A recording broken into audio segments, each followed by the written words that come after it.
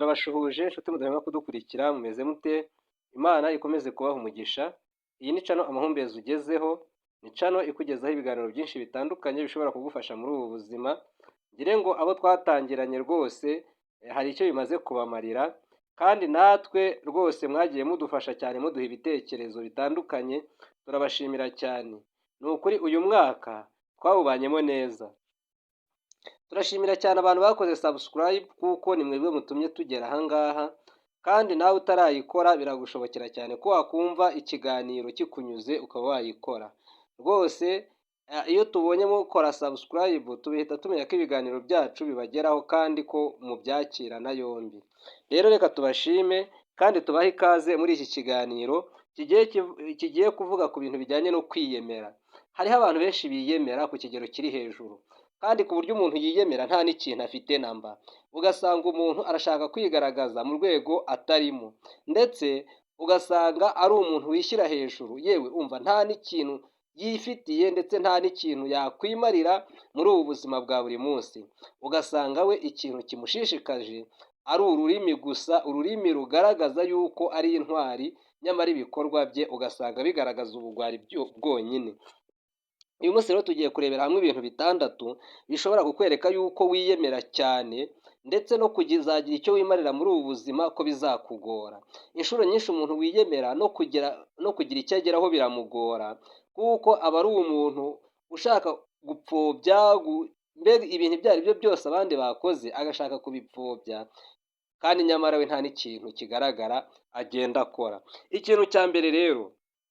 Ikintu cya mbere kigaragaza ko wiyemera cyane, cyangwa se ikintu cya mbere kigaragaza umuntu wiyemera cyane ni ugupfobya ibyo abandi bakora. Gupfobya ibyo abandi bakora ni ikimenyetso cya mbere rwose kigaragaza ko uwo muntu yiyemera. Urugero, uwo muntu ashobora kugenda agasanga hari umuntu wubatse inzu runaka, ashobora kuba yubatse inzu ntoya, ashobora kuba yubatse inzu ngufi, ashobora kuba yubatse inzu iyo ari yo yose, noneho akamupfobya akavuga ati dore uriya muntu ni ikigoryi, buriya kuriya kubaka kuriya nta kigenda, kugeza ubwo umuntu atangira akavuga ngo abafundi ntago bazi kubaka, kandi nyamara inzu bubatse ariyo yicayemo. Noneho akavuga ngo abafundi bino, ngo abafundi biriya, ngo ntago bazi kubaka, ngo nk'ubu ngo nk'ibi baba bakora ibiki, kandi nyamara we nta nubwo azi kugereka itafari ku rindi. Noneho akongera akavuga ati ariko nk'umuntu nk'uyu kurinda kubaka akazu nk'aka, kuki atubatse inzu nini ifatika ngo ayikore gutya na gutya, kandi nyamara we wajya kubona ukabona nta n'igiti cyangwa se itafari yari yashyira kuri fondasiyo, nta n'inzu n'imwe yari yubaka, usibye kuguma apfobya iz'abandi bubatse. Noneho uyu nguyu ni wa wundi ushobora kubona umuntu yaguze umwenda agatangira kuvuga yuko uwo mwenda ari mubi. Ni wa wundi umuntu ashobora kubona yaguze itungo, yamubaza ati iryo tungo riguza angahe, yayamubwira ati ayo mafaranga wayajugunye aho kugira ngo nyagure iryo tungo njye nayarya. Noneho ugasanga muri we habamo kwiyemera cyane no kumva yuko ibye ari byo bifite agaciro kurusha ibindi, ndetse kugeza ubwo agaragaza neza yuko abantu ibyo bakora ari injiji. Afata abantu bose akabashyira mu gatebo kamwe akavuga ati abantu ni injiji. Uzumva umuntu ari kuvuga ngo muri aka gace ngo nta muntu muzima urimo, ngo bose ndababona nkabona ari injiji. Icyo gihe rero uwo muntu aba ashatse kugaragaza yuko ibyo abandi bakora atabiha agaciro, kandi nyamara wajya kubona ukabona abo bantu yita injiji aribo bamutunze muri iyo minsi, aribo bamuha ikiraka akora akabona ikimutunga, aribo bamufasha mu buzima bwa buri munsi, yewe ugasanga ari nabo bamucumbikiye mu nzu, kubera ko usanga we atarigeze aniyubakira inzu, ariko ugasanga apfobya abantu bazubatse, kandi ugasanga n'ubundi nibo bamucumbikiye. Icyo gihe rero uwo muntu rwose kugira ngo azagire icyo ageraho muri ubu buzima bizamugora, kubera ko iyo upfobesha abandi nawe ubwawe uba wipfobya kandi nta n'ikintu wimarira. Maze wajya kumva ukumva uyu muntu aravuze ati uriya muntu ufite imitungo ingana kuriya ariko akaba atayikoresha gutya na gutya. Urugero akavuga ati dore runaka afite inka nyinshi, ariko dore ntabwo yambara neza, ntabwo atuye ahantu heza, atari nkanjye nazigurisha, ari nkanjye nazigurisha ubundi nkiyubakira ahantu heza. Kandi nyamara ntamenye neza yuko igitumye uwo muntu agira imitungo ari uko ayitwaramo neza ndetse akagerageza kuyibungabunga. Maze we rero kubera ko ibyo abonye byose ahita abifanguranya ako kanya agahita abimariraho, uwo nguwo agatangira gupfobya abantu bose bagira icyo bakora cyo kwiteza imbere no kwizigamira. Yabona abantu basaruye bashyira utwaka mu nzu twamaramo nk'amezi 2 cyangwa 3, agatangira akavuga ngo ngo ba runaka nabo baragundira, ngo ba runaka baragundira, ngo nk'ubu ngo urareba ngo ntiyakwigurira inzoga imeze gutya na gutya, ngo mbega ngo ni ukwirwa yiyuha amazi yiyuha n'ibikoma, ngo yewe ngo ntiyarya inyama, ngo nkanjye rero ngo narya inyama za buri munsi, ngo ariko kuriya ngo ni injiji bujiji. Nyamara wajya gusuzuma ugasanga uwo muntu yita injiji ahubwo atunze abantu benshi muri karitsiye. Icyo gihe rero iyo yari ingingo ya mbere ivuga ngo gupfobya ibyo abandi bakoze. Gupfobya ibyo abandi bakoze, ndagira ngo nkubwire rwose ko ari wo muzi w'ibibi byose bishobora gutuma umuntu atagera ku iterambere. Ikindi cya kabiri ni ukugaragaza ko uziranye n'abakire. Uyu muntu wirarira inshuro nyinshi aba yumva yuko aziranye n'abakire, ndetse igihe icyo ari cyo cyose ushatse kuvuga ku mukire runaka, kubera ko amuzi izina gusa akavuga ngo ngo ndamuzi turakorana, ngo ndamuzi turakorana rwose, turakorana mu buzima bwa buri munsi. Ariko bakorana iki? Reka da, usibye kumenya izina rye gusa. Wenda hari ejo bundi yaramusuhuje bavugana amagambo 2, ubwo ngubwo baramenyanye. Igihe icyo ari cyo cyose rero bavuze kuri runaka, kuri uwo mukire, agatangira akavuga ati ibyo ngibyo mwebwe ntabwo mubizi, ngiye turaziranye mu buzima bwa buri munsi, ngiwe ngo ni inshuti yanjye. Ariko inshuti ye nyabaki? Icya mbere nta mafaranga afite ku buryo yakwegerana n'uwo mukire, kandi nyamara agashaka kugaragaza yuko abandi batamuzi neza, ndetse agapfobya na ba bandi bamuzi neza bafite amafaranga yenda kungana nk'aye. Ariko we nta kintu agira, ariko akumva yuko abo bakire bose aziranye nabo rwose, ndetse ko ari ubagira inama z'ukuntu bakira. Ukibaza mbese abagira inama we ntayigire? Uwo muntu rero gutera imbere kwe kuba kuri kure, kubera ko aba ashaka kwiyoberanya akigaragaza mu isura itari yo. Iyo yigaragaje mu isura itari yo rero usanga kugira ngo azagere kure muri ubu buzima biramugora, ahubwo aba ashaka kugira ngo agaragaze yuko aziranye n'abo bantu bakomeye, ndetse agashaka kwisanisha nabo. Yaba yabonye nk'icyo gihumbi kandi aricyo cyonyine, agashaka kugira ngo agende yicarane nabo, mbega ugasanga ari gushaka kwisanisha nabo mu buzima bwo aribwo bwose. Yabona bambaye utwenda twiza kandi wenda bitewe n'ukuntu bafite ubushobozi, wagatangira gushaka nawe ukuntu yatwambara yifashishije amadeni, maze wajya kubona ukabona amadeni yaramumunze, ukamubona inyuma asa nkaho hari ikintu afite, nyamara imbere ashenjagira ashira. Rero icyo gihe uwo muntu kugira ngo azagire aho agera mu iterambere biramugora cyane.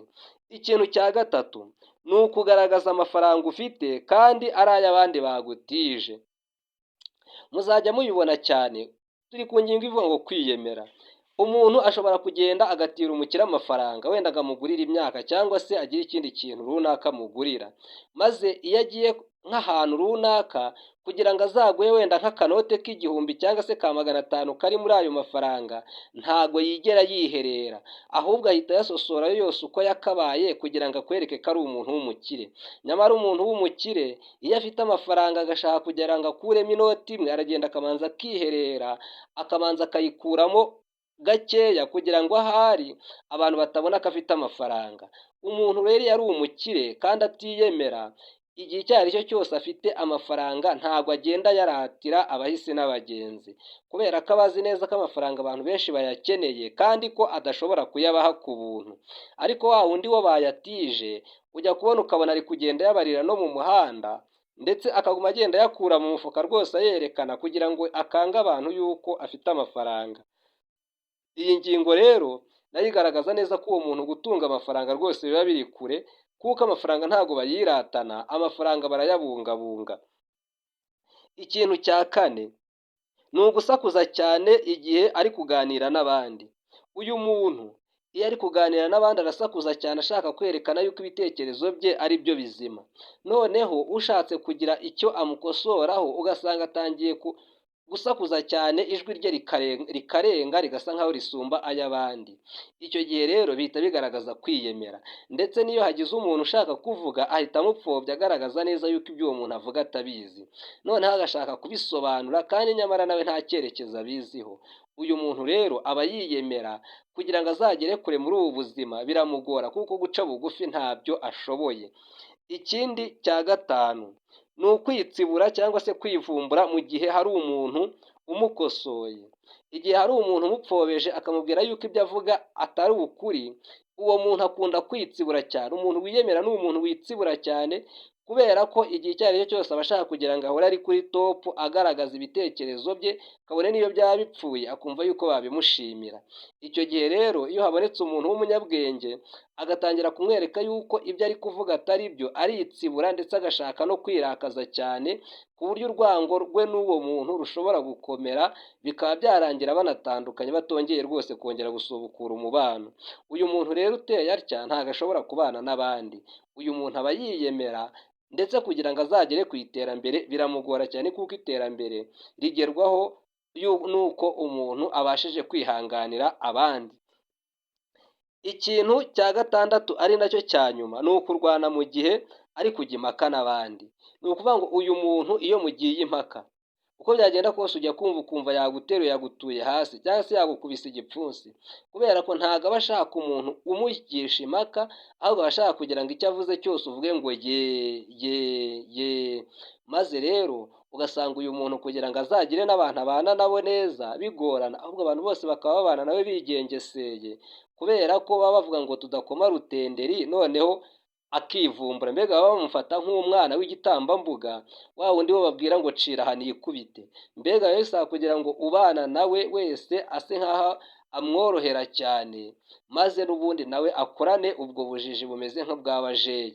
Ni ukuvuga ngo rero akura ari bajeyi, kubera ko igihe icyo ari cyo cyose abantu baba bashaka kugira ngo badakoma rutenderi, ubundi agatangira akirakaza agasakuza akigaragaza mu bundi buryo. Uyu muntu rero wiyemera asa nk'uwigaragaza nk'aho ari umukire, nyamara ubukene bumugeze mu ijosi. Reka tubashimire kuba mukurikira kino kiganiro, kandi mukaba mugikurikiye rwose kugera ku musozo. Reka tubashimire mwebwe mudahwema gukurikira ibiganiro byo kwica n'amahumbezi, kandi rwose mwagize neza, turabakunda. Uyu mwaka uzakomeze kubabera uw'ibyishimo n'umunezero. Utarakora subscribe ushobora gukandaho, kuko hari ibindi biganiro byiza bitandukanye tubafitiye. Mukomeze mugire ibihe byiza. Yari Niyonsaba Justin kuri mikoro, mugire amahoro.